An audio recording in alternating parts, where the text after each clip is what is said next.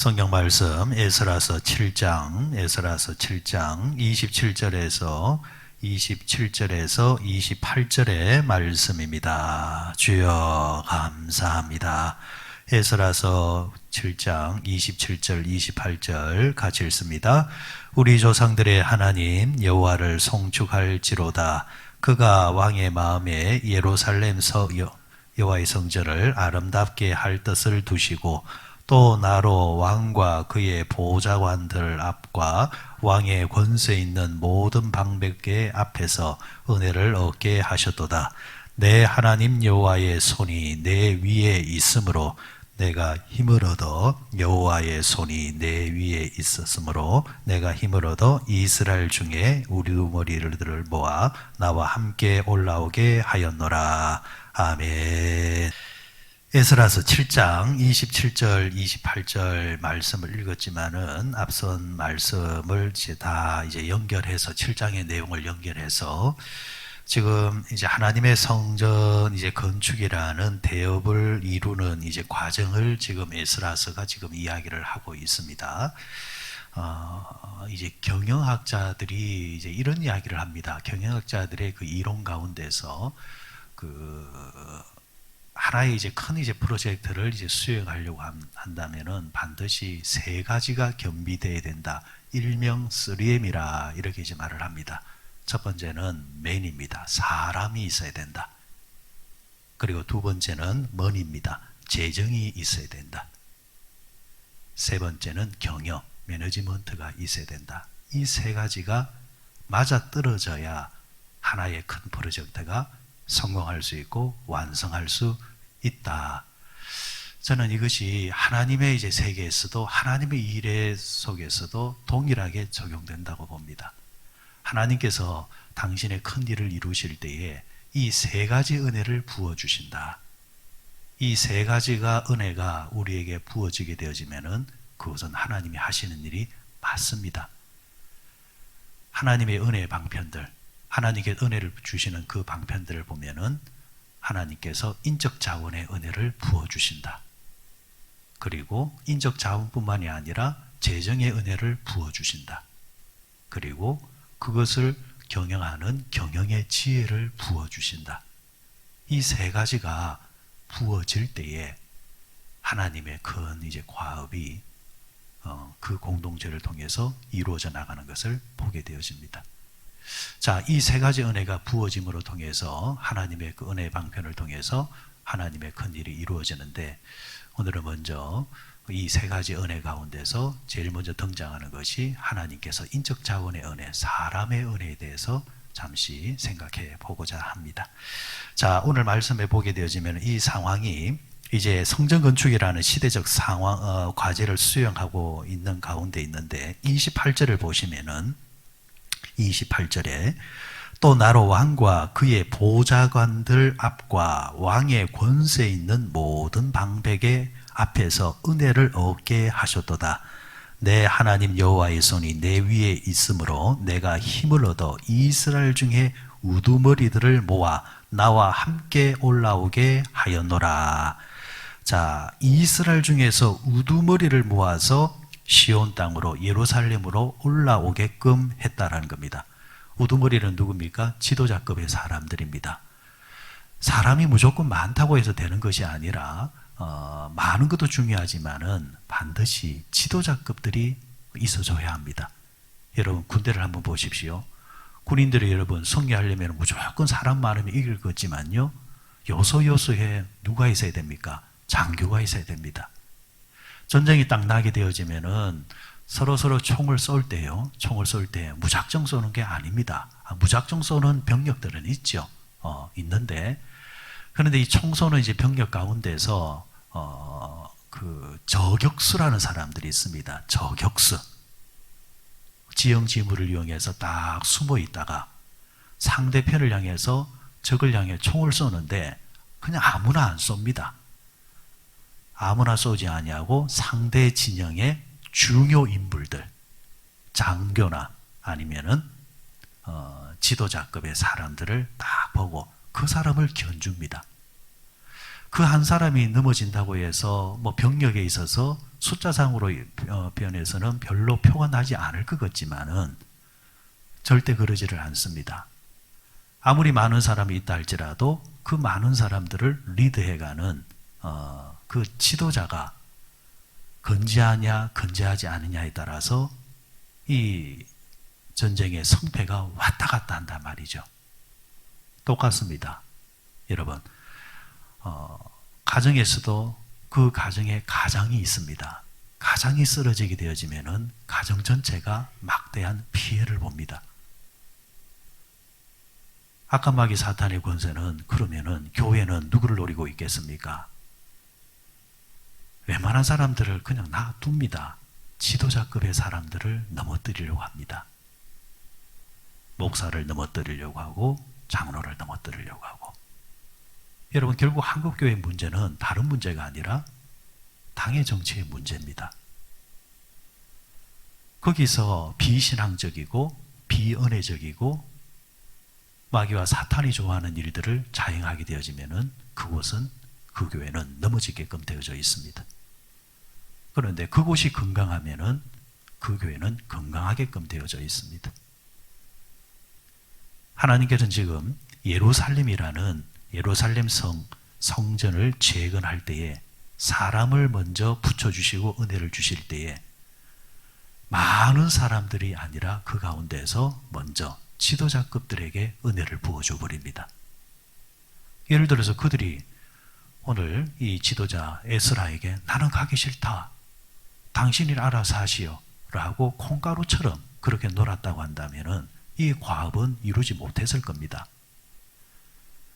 하지만 에스라를 통하여서 성전 재건이라는 미션이 주어졌을 때에 이 지도자급들부터 나서서 솔선수범을 한단 말이죠. 그럴 때에 그들이 보여주는 그 솔선수범의 모습이 일반의 사람들에게 도전이 된단 말입니다. 그렇잖아요. 가정에서도 아버지도 하지 않는데, 엄마도 하지 않는데 내가 왜 해? 애들에게 변명거리를 주는 것처럼 교회에서 뭐 장로님도 안 하는데, 뭐 권사님도 안 하는데, 뭐 우리가 할 게 뭐 있어? 이렇게 변명거리를 준단 말이죠. 그런데 반대로 그 급의 사람들이 솔선수범을 한단 말이죠. 그러면은 이렇게 해야 되는갑다, 이렇게 하는 것이 맞는갑다 하면서 함께 따를 때에 그 힘과 파워가 크다라는 겁니다. 그런 면에서 오늘 이 말씀, 하나님께서 인적 자원의 은혜를, 사람의 은혜를 이렇게 에스라에게 붙여주는 것을 보게 되어집니다. 7장 앞부분을 한번 돌아가 보십시다. 12절 말씀을 한번 가보십니다. 12절 말씀, 13절 말씀 같이 한번 읽습니다. 모든 왕의 왕 아닥사스다는 하늘의 하나님의 율법의 완전한 학자 겸 제사장 에스라에게 조서를 내리노니 우리나라에 있는 이스라엘 백성과 그들 제사장들과 레위 사람들 중에 예루살렘으로 올라갈 뜻이 있는 자는 누구든지 너와 함께 갈지어다. 아멘. 왕 중의 왕이라 했습니다. 당시 패권 국가였던 이 페르시아 왕, 이 왕에게 하나님께서 은혜를 딱 부어주시는데 어떤 은혜입니까? 에스라에게 사람을 붙여주는 은혜란 말이죠. 그죠? 사람을 붙여주는 은혜입니다.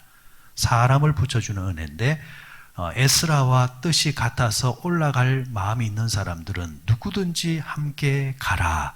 누구든지 함께 가라. 사람을 붙여주는 은혜를 우리에게 지금 보여주고 있습니다. 그 옛날에 그 중국 선교의 개척자였던 허더슨 테일러라는 이 선교사가 이런 말을 우리에게 남겼습니다. 하나님의 방법은 사람이다. 저는 전적으로 동의합니다. 하나님의 은혜는 사람입니다. 일단은 사람이 움직여줘야 됩니다. 그러면은 나머지는 자동적으로 움직이게끔 되어 있습니다. 근데 사람이 딱 멈춰 있으면은 모든 게 스톱입니다. 사람이란 말이죠. 그래서 여러분, 세상에서도 여러 복이 있지만 우리는 어떤 복을 이야기합니까? 인연의 복. 사람이 인연이 좋아야 된다. 인연의 반대가 뭐죠? 악연이 있죠. 사람은 사람인데 인연도 있지만은 악연도 있습니다. 인연은 만나야 되고 악연은 피해가야 되고. 근데 이게 반대로 돌아갈 때가 있습니다. 인연이 되어지면은 인사가 만사가 되고 악연이 되면은 인사가 망사가 됩니다. 이 사람에 따라서 만사 형통이 될 수도 있고 만사가 망사가 될 수도 있고. 그래서 우리는 이 인연을 위해서 늘 기도하셔야 됩니다. 하나님, 내게 은혜를 부어 주옵소서. 그래서 하나님께서 은혜를 부어주는 은혜 방편들 가운데서 머니도 있고 매니지먼트도 있고, 그러니까 돈과 경영의 지혜도 있어야 된다지만은 그것보다 항상 먼저 앞에 있어야 될 게 뭐냐니까 사람의 복, 인연의 복입니다.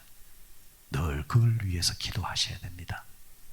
자, 그러면은 이 말씀은 어떤 이제 말씀으로 연결되느냐? 우리가 나라를 위해서 기도한다면 하나님, 대통령 주변에 좋은 보좌관들이 있게 해주옵소서.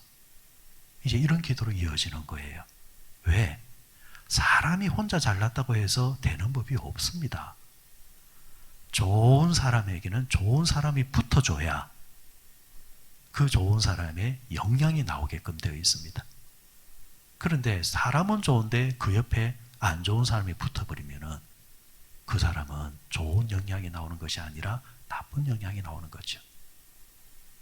하나님, 담임 목사 주변에 좋은 사람들이 붙게 해 주옵소서. 이게 여러분 왜 그러냐니까, 그러면은 그 좋은 사람으로 통하여서 담임 목사가 더 많은 더 좋은 영향을 발휘하기 시작한단 말이에요. 그런데 잘못된 사람들이 붙어 있으면은 그 피해가 결국에는 교회와 교인들에게 간다라는 거죠. 여러분 가정을 위해서 기도할 때 하나님, 내 남편의 주변에 나쁜 사람은 떨어져 나가게 해 주옵소서. 못된 사람들, 습관을 가지고 있는 사람이 내 남편과 자꾸 친구를 하고 만나면은 그게 결국은 내 남편을 나쁜 길로 인도해 간단 말이죠. 사람 하나 잘못 만나가지고 황폐해지는 사람들 여러 봤습니다. 그래서 우리 옛날에도 그런 말이 있잖아요. 친구 따라 어디 간다고요? 강남 간다고. 친구 따라 못된 데 가는 경우들이 많잖아요. 자식들을 위해서 기도할 때 어떻게 해야 됩니까? 하나님, 인연의 복이 있게 해 주옵소서. 여러분, 아들이면은 누구를 잘 만나야 됩니까? 여자를 잘 만나야 돼요. 여자를 잘 만나야 돼요. 한 가문에 여자가 잘못 들어오면요, 가문 하나 그냥 주저앉는 거 하루아침입니다. 그런데 반대로 옛날에 어른들이 뭐라 했습니까? 호박이 굴러 들어온다. 그 호박은 나쁜 의미가 아니라 좋은 의미죠. 한 사람이 들어옴으로 통해서 집안이 우뚝 선단 말이죠. 어떤 사람이 들어오느냐에 따라서 매일 시끄러워지는 집안이 있고, 어떤 사람이 들어오느냐에 따라서 시끄러운 집안도 좋은 집안이 된단 말이죠. 그래서 여러분 빼놓지 않고 기도하셔야 돼요. 하나님, 내 아들에게, 하나님 보시기에 내 아들도 못났지만 그래도 하나님 은혜를 부어주셔서, 못났지만은 좋은 사람 만나면은 좋은 사람 되지 않겠습니까? 그 은혜, 그 복을 받기를 원합니다 하면서 기도하는 거죠. 그러면 딸 가진 사람은 뭘 위해서 기도해야 돼요? 좋은 남자 만나게 해주십시오. 여러분, 따짐없이 기도하십시오.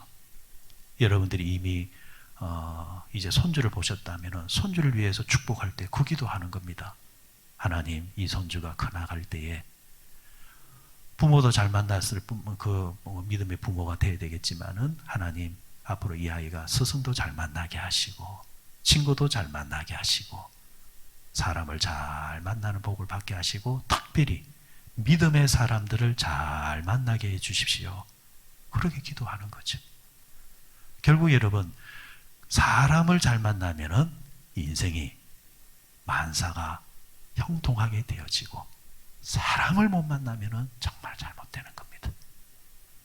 말씀을 맺으면서 저는 가만히 돌아보면은 요소요소에서 하나님께서 사람의 복을 주셨는 것 같아요. 그런데 가만히 생각하니까 제가 목회를 시작할 때 하나님께 산상 기도하면서 기도했던 내용이 그겁니다. 하나님, 인연의 복이 있게 해주십시오. 사람의 복이 있게 해주십시오. 그 말은 다르게 말하면 어떤 말이냐니까, 목사는 누구를 잘 만나야 됩니까? 성도를 잘 만나야 되고, 성도는 누구를 잘 만나야 되고, 목사를 잘 만나야 되고, 다 그렇게 연결된단 말이죠. 그러니까 하나님, 사람들을 잘 만나게 해주십시오. 그래 가만히 돌아보니까 그런 기도 하나하나가 하나님께서 다 간직하셨다가 요소요소에서 그 기도를, 은혜를 부어주셔서 참 하나님 앞에서 은혜롭게 오게끔 만들어 주시더라는 것. 여러분 늘 기도하십시오. 사람을 잘 만나게 하시고, 또 여러분의 삶 속에서 인연의 복이 있게 하시고, 여러분의 가정에서 인연의 복이 있게 하시고, 하나님 그 은혜가 부어주시는 그 인적 자원의 복이 하나님 늘 항상 우리의 삶에 있게 해 주옵소서. 기도하셔서 이 인연의 복으로 말미암아 복된 삶을 살아가는 우리 모두 되시기를 바랍니다.